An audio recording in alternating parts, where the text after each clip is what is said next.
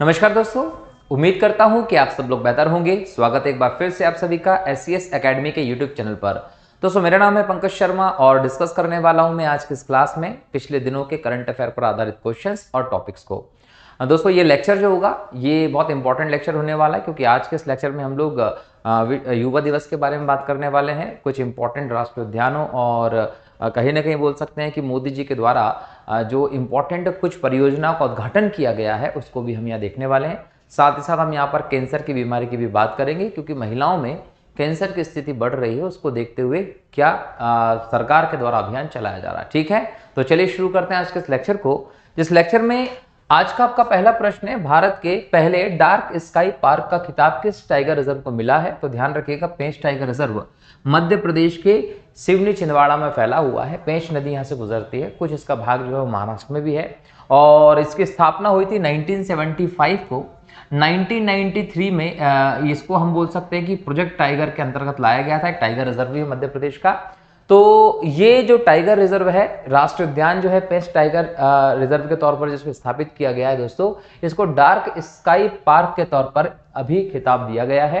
ये जो व्यवस्था है दोस्तों, ये इन क्षेत्रों में रात्रिकालीन व्यवस्था को स्थापित करने के लिए और यहाँ पर जो लाइट प्रदूषण होता है उसको रोकने के लिए इंपॉर्टेंट मुहिम है और इसके तहत ये खिताब पेंच टाइगर रिजर्व को दिया है। ये ध्यान रखिएगा कि पेंच टाइगर रिजर्व सिवनी छिंदवाड़ा में फैला हुआ है और 1975 में स्थापित किया गया था। 1993 में प्रोजेक्ट टाइगर के अंतर्गत लाए गए थे। बाघ की यहाँ पर बेहतर संख्या आपको देखने को मिलती है। अगला क्वेश्चन है, समुद्र पर बने भारत के सबसे लंबे पुल का उद्घाटन किसने किया है? तो देश के प्रधानमंत्री श्री नरेंद्र मोदी जी ने भारत में, मुंबई में हम जाए महाराष्ट्र में, तो समुद्र पर बने भारत के सबसे लंबे पुल का उद्घाटन किया है। आज के इस लेक्चर में हम इस पुल के बारे में डिटेल में भी बात करने वाले हैं आने वाले स्लाइड्स में। ठीक है, चलिए, तो अभी केवल ये कि नरेंद्र मोदी जी ने इसका उद्घाटन किया, जो देश का सबसे लंबा समुद्र पर बना पुल होगा। ठीक, अगला प्रश्न है, हाल ही में किस बैंक ने सम्मान रुपए क्रेडिट कार्ड लॉन्च किया है? तो दोस्तों इंडस इंड बैंक जो है, इसने सम्मान रुपए क्रेडिट कार्ड लॉन्च किया है। बहुत इंपॉर्टेंट क्वेश्चन एग्जाम में आ सकता है। ठीक, अगला क्वेश्चन है, स्वच्छता सर्वेक्षण 2023 में किन दो शहरों को सबसे स्वच्छ गंगा शहर का अवार्ड मिला है? सभी को पता है कि हाल ही में इसके अवार्ड की घोषणा की गई। इंदौर के साथ सूरत अव्वल रहा है। इंदौर लगातार 7वीं बार सबसे स्वच्छ शहर बनने का खिताब प्राप्त करता है। भोपाल 5वें नंबर पर रहा और मैंने पिछले लेक्चर में बताया था कि राज्यों की दृष्टि से महाराष्ट्र सबसे स्वच्छ, मध्य प्रदेश दूसरा स्वच्छ और छत्तीसगढ़ तीसरा स्वच्छ राज्य है। महू को बेस्ट कंटेनमेंट जोन का अवार्ड भी मिला है। ये सब चीजें हम लोगों ने बात की थी। यहाँ पर स्वच्छ गंगा शहर की बात की जा रही है दोस्तों, तो याद रखिएगा वाराणसी और प्रयागराज जो है, इसको आप स्वच्छ गंगा शहर के अवार्ड के तौर पर देख रहे हैं, ये ध्यान रखिएगा। ठीक है, चलिए, तो हाल ही में ये अवार्ड भी प्रदान किए गए हैं और वाराणसी और प्रयागराज को सबसे स्वच्छ गंगा शहर के तौर पर चुना गया है, ये ध्यान रखना है। अगला प्रश्न है, नई पीढ़ी के आकाश मिसाइल का सफल परीक्षण किया गया या किस प्रकार की मारक मिसाइल है दोस्तों? तो याद रखिएगा कि ये सतह से हवा में मार करने वाली मिसाइल है और ये आकाश मिसाइल की श्रेणी का है, जिसका हाल ही में जो बोल सकते हैं कि परीक्षण है वो उड़ीसा के चांदीपुर से किया गया है। ठीक है, चलिए, अगला प्रश्न है, राष्ट्रीय युवा दिवस प्रतिवर्ष कब मनाया जाता है? तो दोस्तों प्रतिवर्ष 12 जनवरी को राष्ट्रीय युवा दिवस मनाया जाता है। स्वामी विवेकानंद की स्मृति में इस दिवस को मनाया जाता है। इसके बारे में भी हम आज डिटेल में बात करेंगे। और अगला प्रश्न है, पीएम मोदी ने 27वें राष्ट्रीय युवा महोत्सव का उद्घाटन किस शहर में किया? तो नासिक में मोदी जी ने 27वें राष्ट्रीय युवा महोत्सव का उद्घाटन किया है। ये भी हम लोग आज डिटेल में बात करने वाले हैं। तो पहला टॉपिक है आपका देश के सबसे लंबे सी ब्रिज का उद्घाटन। 12 जनवरी को मुंबई में मोदी जी ने देश के सबसे लंबे समुद्री ब्रिज का उद्घाटन किया। पूर्व प्रधानमंत्री श्री अटल बिहारी वाजपेयी जी के नाम पर इसका नाम रखा गया और इसका नाम रखा गया अटल सेतु। तो एग्जाम में पूछ जाएगा अटल सेतु क्या है? तो अटल सेतु समुद्र पर बना भारत का सबसे लंबा ब्रिज है और ये ब्रिज नवी मुंबई को नवी मुंबई से जोड़ता है। याद रखिएगा, मुंबई जो पुरानी मुंबई है उसको नवी मुंबई से जोड़ने का काम करता है। 2 घंटे की दूरी का सफर केवल 20 मिनट में होगा। अगर आप इस बीच में पहले ट्रेवल करते थे, जो लोग मुंबई महाराष्ट्र में रहते हैं उनको पहले 2 घंटे लग जाते थे इस यात्रा में, अब केवल 20 मिनट में ये यात्रा हो सकती है। 2016 में मोदी जी ने इसकी आधारशिला रखी थी, तो 2016 से इसका काम चालू हुआ और 2024 तक आते आते इसको चालू कर दिया गया है। लगभग 21.8 किलोमीटर लंबा ये 6 लेन ब्रिज है दोस्तों, जिसको Mumbai trans harbour sea link भी कहा जाता है। तो ये नाम आप लोगों को ध्यान रखना कि Mumbai trans harbour sea link जो है वो भी है। ठीक है, इस पुल का जो है लगभग 16.5 किलोमीटर का हिस्सा समुद्र पर है, जबकि लगभग 5.5 किलोमीटर का हिस्सा जमीन पर है। तो इसको हम सबसे लंबा सी ब्रिज इसीलिए कह रहे हैं भारत का। लगभग 400 सीसीटीवी कैमरे लगाए गए हैं ताकि सुरक्षा में कोई कमी नहीं होना चाहिए। पक्षी और समुद्री जीवों की सुरक्षा के लिए यहाँ पर साउंड बैरियर और एडवांस लाइटिंग की व्यवस्था भी की गई ताकि पर्यावरण पर इसका गलत प्रभाव न पड़े दोस्तों। इसके अलावा इस पर मोटरसाइकिल हो, मोपेड हो, तिपहिया वाहन हो, ऑटो और ट्रैक्टर नहीं चलाए जा सकते हैं। यहाँ पर आपको 4 wheeler, mini bus, 2 axle vehicle की मैक्सिमम स्पीड 100 किलोमीटर प्रति घंटा निर्धारित की गई है। ये सब चीज इसको ध्यान रखेगा, मोदी जी ने उद्घाटन किया है। अगला टॉपिक है पीएम मोदी 27वें नेशनल यूथ फेस्टिवल का उद्घाटन किया। तो याद रखिएगा, मोदी जी ने 12 जनवरी को स्वामी विवेकानंद जी की जयंती पर महाराष्ट्र के नासिक में 27वें नेशनल यूथ फेस्टिवल का उद्घाटन किया है। इस फेस्टिवल में 28 राज्यों और 8 केंद्र शासित प्रदेशों के लगभग 8000 प्रतिभागियों ने, टीमों ने हिस्सा लिया है। मोदी जी ने सूर्या क्षेत्रीय थाक पेयजल परियोजना के फर्स्ट फेज का भी उद्घाटन किया। तो एग्जाम में पूछेगा कि सूर्या क्षेत्रीय थोक पेयजल परियोजना कहां है, तो वो यहीं पर है। महाराष्ट्र के पालघर और ठाणे के जिले में पानी की आपूर्ति के लिए ये एक इंपॉर्टेंट परियोजना जो मोदी जी ने उद्घाटन किया महाराष्ट्र में, 14 लाख से ज्यादा लोगों को इससे लाभ होने वाला है। अगला टॉपिक है, छत्तीसगढ़ सरकार ने श्री राम लला दर्शन योजना की घोषणा की। सभी को पता है कि 22 जनवरी को श्री राम लला का यहाँ पर हम बोले प्राण प्रतिष्ठा का कार्यक्रम है, ऐतिहासिक क्षण होने वाला है। पूरा विश्व जो है वो इसके तरफ टिक लगाए निगाहें के साथ बैठा होगा, जिससे कि उसको इस ऐतिहासिक पल के साक्षी होने का मौका मिलता है। और हम सब लोग बहुत भाग्यशाली हैं कि इस समय जब रामलला के मंदिर का निर्माण हुआ है, टेंट से निकलकर रामलला जो है वो अपने मंदिर में विराजमान होने वाले हैं। प्राण प्रतिष्ठा का एक कार्यक्रम होगा और हम सब उसके साक्षी बनेंगे। तो एक अवसर है, ऐतिहासिक क्षण है। तो यहाँ पर छत्तीसगढ़ की सरकार ने भी इसके लिए एक योजना घोषित की है 10 जनवरी को कि राम लला दर्शन यात्रा योजना इसका नाम होगा। याद रखिएगा कि इस योजना के तहत 22 जनवरी से यह योजना शुरू करके जितने भी लोग अयोध्या जाएंगे तो सरकार अयोध्या जाने वाले यात्रियों को मुफ्त यात्रा कराएगी। 20,000 लोगों को हर साल यात्रा कराने का इसके तहत लक्ष्य रखा गया है।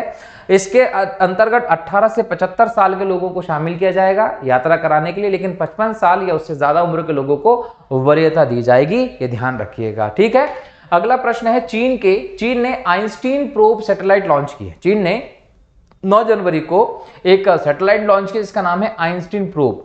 चाइनीज एकेडमी ऑफ साइंस, जिसको बोलते हैं CAS, ने एक्सरे स्काई का निरीक्षण करने के लिए आइंस्टीन प्रोब सैटेलाइट लॉन्च किए। दोस्तों याद रखिए, बहुत इंपॉर्टेंट सैटेलाइट है। इसे चीन के जिचांग सैटेलाइट लॉन्च सेंटर, चीन का जो सैटेलाइट लॉन्चिंग सेंटर है दोस्तों, कहां है? जिचांग सैटेलाइट लॉन्चिंग सेंटर है, जिसमें जेंग 2C रॉकेट के माध्यम से जोड़ा गया। तो एग्जाम में अगर क्वेश्चन में जाए कि जेंग 2C रॉकेट क्या है, तो इसके माध्यम से आदि में जिचांग सैटेलाइट लॉन्च सेंटर से सैटेलाइट को लॉन्च किया गया है, जिसका नाम है आइंस्टीन प्रोब। ठीक है, अब ये क्यों भेजा है? तो दोस्तों स्काई का सर्वेक्षण करेगी, न्यूट्रॉन स्टार और ब्लैक होल जैसी रहस्यमय वस्तुओं के एक्सरे प्रकाश के बर्स्ट की खोज करने वाली है, ये ध्यान रखिएगा। तो इंपॉर्टेंट ये काम करने वाली है, चीन की पहल है, सैटेलाइट लॉन्च की चाइना ने। अगला टॉपिक है राष्ट्रीय युवा दिवस 2024। 12 जनवरी 1863 को स्वामी विवेकानंद जी का जन्म हुआ था कोलकाता में। मृत्यु हुई थी 4 जुलाई 1902 को वेलूर मठ में। स्वामी विवेकानंद के जन्म दिवस 12 जनवरी को 1984 में राष्ट्रीय युवा दिवस के तौर पर मनाए जाने की घोषणा की गई थी, जिसका उद्देश्य था कि युवाओं से जो भी मुद्दे हैं उनको बेहतर करना है, उनको सार्वजनिक मुद्दों से जुड़ने, आम आदमी की बात को समझने, अपनी राय तैयार करने, स्पष्ट तरीके से व्यक्त करने के लिए प्रोत्साहित किया जाए। तो युवाओं को बढ़ावा देने के लिए, उनकी व्यवस्था में सुधार के लिए, उन्हें प्रेरित करने के लिए 1984 में उस समय की सरकार ने 12 जनवरी को राष्ट्रीय युवा दिवस मनाने की घोषणा की थी दोस्तों, याद रखिएगा। और इसी अवसर पर हम बोल सकते हैं कि राष्ट्रीय युवा महोत्सव कार्यक्रम का आयोजन भी भारत में किया जाता है और इस बार नासिक में ये कार्यक्रम हो रहा है जो 12 जनवरी से 16 जनवरी तक चलने वाला है दोस्तों। और इस बार इसका विषय है विकसित भारत @2047, ठीक है, युवाओं के लिए युवाओं के द्वारा। तो एग्जाम में क्वेश्चन पूछेगा कि इस बार युवा महोत्सव की थीम क्या है, तो विकसित भारत @2047 युवा के लिए युवा के द्वारा, इस थीम के साथ ये मनाया गया है। ये आप लोगों को विशेष तौर पर ध्यान रखने की जरूरत है। और कब से 12 जनवरी को राष्ट्रीय युवा दिवस मनाया जा रहा है, तो 1984 से मनाया जा रहा है। स्वामी विवेकानंद जी का हमारे देश में हम देखिए एक अभूतपूर्व योगदान देखने को मिलता है। हमारे देश में नहीं, पूरे विश्व स्तर पर इनका योगदान जो है वो सराहनीय है। ये भारत के महान संतों में जाने गए दोस्तों, जिनको पश्चिमी दुनिया को हिंदू धर्म के बारे में इन्होंने बताया है। 1993 में 11 से 13 सितंबर के बीच में स्वामी विवेकानंद जी ने शिकागो अमेरिका में धर्म सम्मेलन में भाग लिया और वहां पर इनका ऐतिहासिक भाषण जो है दोस्तों वो सुनने लायक रहा, जिसके माध्यम से हिंदू धर्म की कीर्ति जो है वो वैश्विक स्तर पर स्थापित हुई थी दोस्तों। 1897 में हम बात करें दोस्तों, तो इन्होंने रामकृष्ण परमहंस जो इनके गुरु थे, उन्हीं के नाम पर रामकृष्ण मिशन की शुरुआत भी की थी और वेलूर मठ की स्थापना की थी और वेलूर मठ में इनकी आखिरी में मृत्यु होती है, ध्यान रखेंगे। तो अगर आप लोगों से एग्जाम में पूछा जाता है कि स्वामी विवेकानंद के गुरु का नाम क्या था, तो रामकृष्ण परमहंस जो है वो स्वामी विवेकानंद जी के गुरु का नाम था। अगर हम स्वामी जी के आध्यात्मिक विचारों की बात करें दोस्तों, ध्यान रखिएगा, स्वामी विवेकानंद जी कहते थे कि ईश्वर एक है और अगर आपको सच में ईश्वर की सेवा करना है तो दरिद्र नारायण की सेवा कीजिए, क्योंकि उसी में सच्चा ईश्वर का वास होता है। तो दरिद्र नारायण की सेवा ही ईश्वर की सेवा मानी जाती है, ऐसे विवेकानंद जी के विचार थे। आप लोगों को ये भी ध्यान रखना अगर आप मेंस में या कहीं पर भी इन चीजों को लिखते हो तो। अगला टॉपिक है Indian of the year award 2023। तो ध्यान रखिएगा, केंद्रीय विज्ञान और प्रौद्योगिकी राज्य मंत्री ने भारतीय अंतरिक्ष अनुसंधान संगठन इसरो को उसकी उत्कृष्ट उपलब्धि की श्रेणी में वर्ष 2023 के लिए इंडियन ऑफ द ईयर का अवार्ड प्रदान किया है। यह पुरस्कार चंद्रयान को लेकर जो एक इंपॉर्टेंट हम व्यवस्था देख रहे हैं कि भारत ने चंद्रयान 3 की सफल लैंडिंग की और भारत इसके माध्यम से इतिहास रचने वाला देश बन गया। तो इसरो में इसका योगदान देखा गया और इसलिए इसरो को 2023 का इंडियन ऑफ द ईयर का अवार्ड दिया गया। दोस्तों, इसरो की स्थापना कब की गई थी, तो विक्रम साराभाई को भारत की अंतरिक्ष प्रौद्योगिकी के जनक कहते हैं। इसी को विक्रम साराभाई अंतरिक्ष अनुसंधान केंद्र के नाम से जाना जाता है दोस्तों। और इसकी स्थापना की गई थी 15 अगस्त 1969 को, 1969 को। इसका हेडक्वार्टर बेंगलुरु में है, ये भी आप लोगों को ध्यान रखना है, ठीक है। अगला टॉपिक है एलएसी के निकट ठंडे क्षेत्रों के लिए उन्नत पंप टेंट हेतु भारतीय सेना की योजना। भारतीय सेना ने -50 डिग्री सेल्सियस जो एक टेम्परेचर है अक्साई चीन वाले पूरे क्षेत्र में, तो यहां पर बर्फीले वास्तविक नियंत्रण रेखा की ऊंचाई पर सैनिकों के लिए पंप टेंट लगाने की योजना बनाई है। ये एलएसी क्या है दोस्तों, तो एलएसी जो है ये वह सीमा रेखा है जो भारत और अक्साई चीन के क्षेत्र को विभाजित करती है। अक्साई चीन क्या है, भारत का हिस्सा है ये अक्साई चीन, लेकिन चीन के अधिग्रहण के अंतर्गत ये अभी है फिलहाल। तो इस क्षेत्र के स्थान जो सीमा लगी है दोस्तों, इसे वास्तविक नियंत्रण रेखा, लाइन ऑफ एक्चुअल कंट्रोल कहा जाता है, ये ध्यान रखिएगा। ये टेंट कहां कहां लगाए जाएंगे, तो पूर्वी लद्दाख में, सिक्किम में, सियाचिन ग्लेशियर जैसे अत्यधिक ठंडे क्षेत्रों में हमारे सैनिक तैनात होते हैं। ठंड के मौसम में यहाँ पर बहुत ज्यादा ठंड होती है, -50 डिग्री तक टेम्परेचर चला जाता है। सैनिकों की सुरक्षा, उनकी अवस्था को देखते हुए यह व्यवस्था सरकार के द्वारा की जा रही है, ध्यान रखेंगे। अब यहाँ पर ध्यान रखिएगा कि जो एलएसी है उसको 3 भागों में विभाजित किया गया है। पूर्वी सेक्टर जो है वो अरुणाचल प्रदेश सिक्किम के बीच में है, मध्य सेक्टर जो है उत्तराखंड और हिमाचल के बीच में, और पश्चिमी सेक्टर जो है लद्दाख क्षेत्र में है। तो यहाँ पर आपको एलएसी दिखाई पड़ती है दोस्तों, ठीक है। तो अगला टॉपिक है आपका सर्वाइकल कैंसर से लड़ने हेतु वैक्सीन ड्राइव। 9 से 14 वर्ष की लड़कियों के लिए ह्यूमन पेपिलोमा वायरस HPV के खिलाफ 3 चरण का टीकाकरण अभियान सरकार शुरू कर रही है और इसको लेकर एक कार्यक्रम तैयार किया जा रहा है जिसका लक्ष्य है कि सर्वाइकल कैंसर के खतरे को कम करना। 9 से 14 वर्ष की लड़कियों के लिए ये टीकाकरण का अभियान चलेगा ताकि वो इस पेपिलोमा वायरस से बच सके, जो इंपॉर्टेंट कारण है सर्वाइकल कैंसर का इस आयु वर्ग की लड़कियों के अंतर्गत। अब यहां पर याद रखिएगा कि ये जो टीकाकरण होगा, ये टीका जो होगा HPV वायरस के सभी उपभेद प्रकारों से सुरक्षा प्रदान करेगा, जिसमें गुदा हो, योनि हो या ऑरोफरिनक्स के कैंसर का कारण बन सकता है। तो ये जो HPV वायरस है दोस्तों, ये सभी प्रकार के इन चीजों का कारण बनता है। इसको रोकना इस टीकाकरण अभियान का प्रमुख लक्ष्य है। इसके अलावा HPV उपवेदों से भी बचाता है, जननांग मस्सों के लिए भी जिम्मेदार होते हैं। तो इन सभी चीजों से हम बोल सकते हैं कि टीकाकरण जो होगा ये बचाने का काम करेगा। अब यहां पर समझना ये कि सर्वाइकल कैंसर होता क्या है। तो सर्वाइकल कैंसर दोस्तों एक महिला के गर्भाशय ग्रीवा में विकसित होता है। महिला के गर्भाशय ग्रीवा में विकसित होता है सर्वाइकल कैंसर। ये महिलाओं में चौथा सबसे आम प्रकार का कैंसर है। भारत में महिलाओं में सबसे ज्यादा दूसरे प्रकार का होने वाला कैंसर ये देखा जाता है। विश्व के स्तर पर हम देखें तो भारत में सर्वाइकल कैंसर के मरीज बहुत ज्यादा हैं दोस्तों, और इसमें 4 में से लगभग 1 व्यक्ति की इसमें मौत हो जाती है। ये भी ध्यान रखिएगा। तो बहुत कठिन, बहुत बोल सकते हैं कि क्रिटिकल सिचुएशन होती है सर्वाइकल कैंसर की। इसलिए भारत सरकार इसके रोकथाम के जिम्मेदार वायरस के लिए टीकाकरण अभियान जारी करने वाली है। और इससे लगभग सभी मामलों की बात करें, 99% जो मामले होते हैं वो दोस्तों उच्च जोखिम होता है, जो कि HPV संक्रमण से जुड़े होते हैं। यौन संपर्क के माध्यम से प्रसारित होने वाला एक अत्यंत सामान्य वायरस है। ये भी आप लोगों को ध्यान रखना, जिसका संचरण कैसे होता है, यौन संपर्क से होता है।